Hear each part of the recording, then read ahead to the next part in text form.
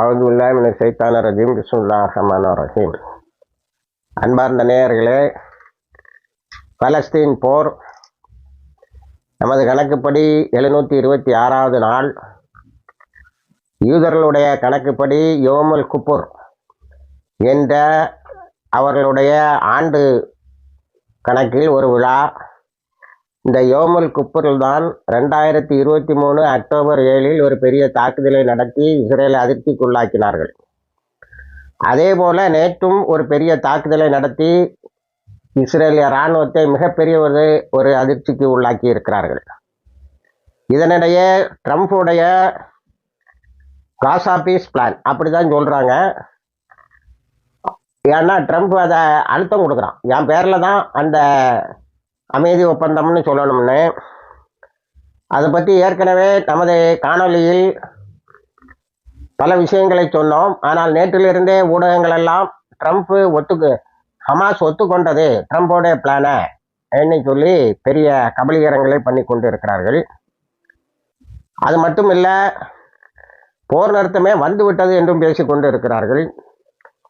இதனுடைய யதார்த்தம் என்னவென்று சொன்னால், ட்ரம்புடைய திட்டத்தில் மிக முக்கியமான இரண்டனவற்றை போராளிகள் ஒத்துக்கொண்டு இருக்கிறார்கள். அதற்கான சமிஞையை கொடுத்திருக்கிறார்கள் அல்லது நேரடியாக கூட சொல்லியிருக்கிறார்கள். அது என்னவென்று சொன்னால், ஹாஸ்டேஜஸை விடுவிப்பதும் அதற்கு பகரமாக இஸ்ரேலுடைய இராணுவ தாக்குதல்களை உடனே நிறுத்த வேண்டும். பகரமாக அல்ல, அதற்கு வசதி செய்வதற்காக நாங்கள் ஆங்காங்கே இருக்கக்கூடிய அழைத்து செல்லப்பட்டவர்களை ஒரு இடத்தில் கொண்டு வந்து கையில் ஒப்படைப்பதற்காக நாங்கள் தயாராக இருக்கிறோம். அதற்காக போர்வை நிறுத்த வேண்டும். அடுத்து ஒத்துக்கொண்டிருக்கக்கூடிய இன்னொரு விஷயம், காசாவிலே பாலஸ்தீன மக்களுடைய ஒரு நிர்வாகம் நடக்க வேண்டும். அதில் ஹமாஸுக்கு இடம் இருக்கிறது இல்லை என்பது இரண்டாவது என்பதை சொல்லி இருக்கிறார்கள். ஆனால் ஆயுதங்களை கீழே வைக்க வேண்டும் என்பதில் நாங்கள் நிறையவே பேச வேண்டியது இருக்கிறது. அதில் ஒரு கேவியட் இருக்கிறது. அதை நாம் பேசி தீர்ப்போம். அதே போல வெளிநாட்டு சக்திகள் யாரும் பாலஸ்தீனை நிர்வகிக்க வரக்கூடாது. அதை நாங்கள் அறவே ஒத்துக்கொள்ள முடியாது. பாலஸ்தீனம் பாலஸ்தீன மக்களால், காசா மக்களால், காசா மக்களால் பாலஸ்தீனர்களால் அது நிர்வகிக்கப்பட வேண்டும். இன்டர்நேஷ்னல் ஃபீஸ் ஸ்போர்ட்ஸு அது இது குப்பை எல்லாம் நாங்கள் ஒத்துக்கல அப்படின்ட்டாங்க. ஆனால் அதற்காக நாங்கள் உடனடியாக இந்த தீர்மானத்தை தூக்கி வீசவில்லை. மாறாக அவற்றையெல்லாம் பேசி தீர்த்து கொள்வோம். ஏனென்று சொன்னால் ட்ரம்புடைய எக்ரிமெண்ட்டே அப்படி தான் சொல்லுது. ட்ரம்ப் 3000 வருஷத்துக்கு அமைதியை நிலைநாட்டக்கூடிய ஒரு திட்டத்தை தான் நான் சொல்லியிருக்கிறேன் என்று சொல்லியிருக்கிறார். ஆனால் அதில் நிறைய பேச வேண்டியது இருக்கிறது என்று சொல்லியிருக்கிறார்கள். அதாவது 72 மணி நேரத்தில் நீங்கள் பதில் சொல்லி ஆக வேண்டும் என்று சொன்னதை இயலாது என்று சொன்னார்கள். ட்ரம்பும் விட்டு கொடுத்து விட்டார். நாளை இரவு வரைக்கும் நேரம் கொடுத்திருக்கிறார். அது இல்லாவிட்டால் சண்டை என்று சொன்னால் அதற்கு நாங்கள் தயார் என்று சொல்லி இருக்கிறார்கள்.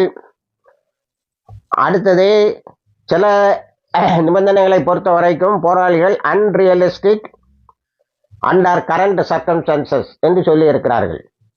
பல நிபந்தனைகள் இன்றைக்கு இருக்க யதார்த்த சூழ்நிலையில் நடக்காது. அதாவது போராளிகள் ஒட்டுமொத்தமாக ஆயுதத்தை தர வேண்டும், போக வேண்டும் என்பதெல்லாம் நடக்காது. We will enter into negotiations on all matters related to the movement. Hamas இயக்கமும் இதர இயக்கத்தையும் சார்ந்த வரைக்கும் நீங்கள் சொல்லுகின்ற அந்த பம்மாத்தெல்லாம் ஒன்றும் நடக்காது. அதை பேசுவோம், விரிவாக பேசுவோம். இந்த இயக்கம் முழுமையான போர் நிறுத்தம் வருமே என்று சொன்னால் சோசியல் சர்வீஸ் என்று சொல்லக்கூடிய சமுதாய சேவைகளில் ஈடுபடக்கூடிய ஒரு இயக்கமாக அங்கு இருக்கும் என்று சொல்லியிருக்கிறார்கள். அடுத்தது, இஸ்ரேலுடைய இராணுவத்துக்கு உடனேயே தகவல் கொடுத்து ட்ரம்ப் தாக்குதலை நிறுத்த சொல்லிவிட்டார். இஸ்ரேலுடைய இராணுவம் சில தாக்குதல்களை நிறுத்திவிட்டது. நாங்கள் முதலிலே நிறுத்திவிட்டோம், இனி ஹமாஸ் எங்களை தாக்கக்கூடாது என்று சொல்லியிருக்கிறார்கள். ஆனால் சில தாக்குதல்கள் நடந்திருக்கிறது. குறிப்பாக கான் யூனிஸ், டெல் அல் ஹவா ஆகிய இடங்களில் நடந்திருக்கிறது. அதை போராளிகள் எதிர்த்து போராடி இருக்கிறார்கள். அல் குட்ஸ் மெர்காவா டேங்க் ஒன்று அழிச்சிருக்கு. சராயா அல் குட்ஸ் காசா சிட்டியில் ஒரு இஸ்ரேலிய இராணுவ வாகனத்தை எரித்திருக்கிறார்கள். நேருக்கு நேர் இஸ்ரேல் இராணுவத்தோடு சண்டையிட்டு இருக்கிறார்கள். அடுத்தது அல் காசம் பிரிகேட்ஸு இஸ்ரேலிய இராணுவத்தினர் குழுமியிருந்த இடத்தில் தாக்குதல் நடத்தியதை ஒரு வீடியோவும் எடுத்து போட்டு இருக்கிறார்கள். இப்பொழுது இஸ்ரேலிய இராணுவம் என்ன சொல்லுகிறது என்று சொன்னால், நாங்கள் தாக்கவில்லை, நாங்கள் நிறுத்திவிட்டோம் என்று. ஆனால் தாக்குதல் நடந்ததால் தான் நாங்கள் எதிர் தாக்குதலை நடத்தினோம் என்று போராளிகள் சொல்லுகிறார்கள்.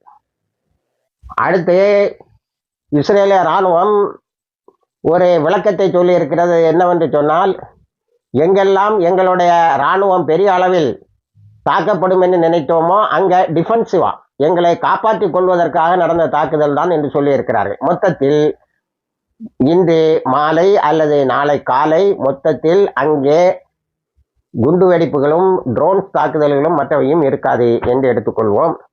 இப்பொழுது இஸ்ரேல் காசாவிலிருந்து முற்றாக வெளியேற வேண்டும் என்ற நிபந்தனையை பேசிக்கொண்டு இருக்கிறார்கள். சில ஸ்ட்ராட்டஜிக் பாயிண்ட்ல இஸ்ரேல் இருக்கும் என்று சொல்லுகிறார்கள். இல்லை, முழுமையாக அவர்கள் காசாவை விட்டு வெளியே போய்விட வேண்டும். அப்போது மட்டுமே நாங்கள் எங்களுடைய இயக்கத்தினுடைய எதிர்காலம் எப்படி ஆயுதங்களை வைத்து ஆயுதங்களை என்ன செய்வது, எப்படி சோசியல் சர்வீஸ் மூவ்மெண்ட்டாக மாறுறதான்னு பார்ப்போம். அது அல்லாமல் இஸ்ரேல் உள்ளே இருந்து கொண்டு இருக்கும், ஆனால் நாங்கள் ஆயுதங்களை வைக்க வேண்டும் என்பதெல்லாம் எப்பொழுதுமே நடக்காத ஒரு விஷயம்.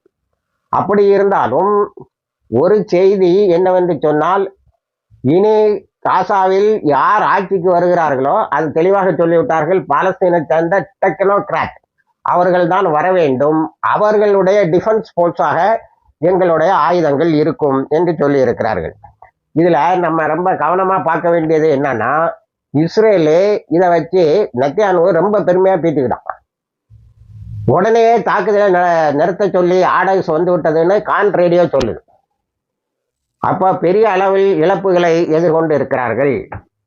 இப்போ இந்த போர் நிறுத்தத்தையும் ஹமாஸ் அதையும் இதையும் சொல்லி தட்டி கழித்தால் அங்கே நடக்கின்ற சாவுகளுக்கு உலக நாடுகளில் இன்று இருக்கின்ற அனுதாபம் ஒருவேளை மாறலாம். இரண்டாவது, ஒரு போர் நிறுத்தம் வழியாகத்தான் ஒரு ரெஸ்பைட், ஒரு சின்ன ஓய்வு எல்லோருக்கும் கிடைக்கும். இனி ட்ரம்ப் சொல்லக்கூடிய திட்டத்தில் இனி யுத்தமே கிடையாது என்று சொன்னால் அப்போ அங்கே போராளிகளுக்குள்ள சோசியல் சர்வீஸில் மாறிட வேண்டியதாங்கிறதான் அவங்களுடைய நிலைப்பாடு. இப்படி போய்கொண்டு இருக்கிறது.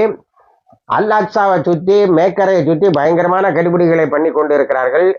நேற்று அத்தனையும் கடந்து 45,000 பேர் துப்பாக்கி சூடு கூட நடத்தியிருக்கான். அதையும் கடந்து 45,000 பேர் ஜும்மா தொழுது இருக்கிறார்கள். இதை நம்ம முந்தைய காணொலியில் சனிக்கிழமை சொல்லுவோம் என்று சொன்னோம். அடுத்தது, போராளிகள் 26 ரெசிஸ்டன்ஸ் அட்டாக் 48 மணி நேரத்தில் என்று சொல்லி தாக்கி இருக்கிறார்கள். இப்போ மேக்கரையில் இந்த ஒப்பந்தம் செல்லாது என்பதுதான் பொதுவான புரிதல். என்னவென்று சொன்னால், இஸ்ரேல் மேக்கரையை நான் சேர்த்து கொள்வேன் என்று சேர்த்து கொள்வதற்கு முயற்சி செய்தால் போராளிகள் அங்கே சென்று இந்த போரை நடத்த வேண்டியது வரும். நடத்தி கொண்டு இருக்கிறார்கள். நான் நேற்று ஒரு மாதத்தில் எவ்வளவு என்று சொன்னேன், ஒரு வாரத்தில் 53 தாக்குதல், நேற்று மட்டும் 48 மணி நேரத்தில் 26 தாக்குதலை போராளிகள் நடத்தி இருக்கிறார்கள். அங்கு ஒரு கூட்டம் இளைஞர்களும் பெண்களுமாக சேர்ந்து இரவெல்லாம் அல் அக்ஸா பள்ளிவாசலில் காத்திருக்கிறார்கள். விஜில் என்று சொல்லுகிறார்கள், விழித்திருக்கிறோம், பள்ளிவாசலை ஈதமயமாக்கி விடாமல். ஏன்னா இந்த யோமல் ஹுப்பூரில் அங்கே கொஞ்சம் விளையாட்டுலாம் காட்ட வந்திருக்கானோ அதையெல்லாம் தூக்கி வீசுகிற மாதிரி அந்த மக்கள் வந்து 45,000 பேர் குழுமி தொழுது இருக்கிறார்கள். ஹூத்திஸ் என்ன நடக்கிறது என்பதை பார்த்து கொண்டு இருக்கிறார்கள். ஹூத்திஸையும் இவர்கள் கன்சல்ட் பண்ணதா, கலந்து கொண்டதாக சில தகவல்கள் இருக்கின்றன, உறுதி செய்ய முடியாத தகவல்கள்.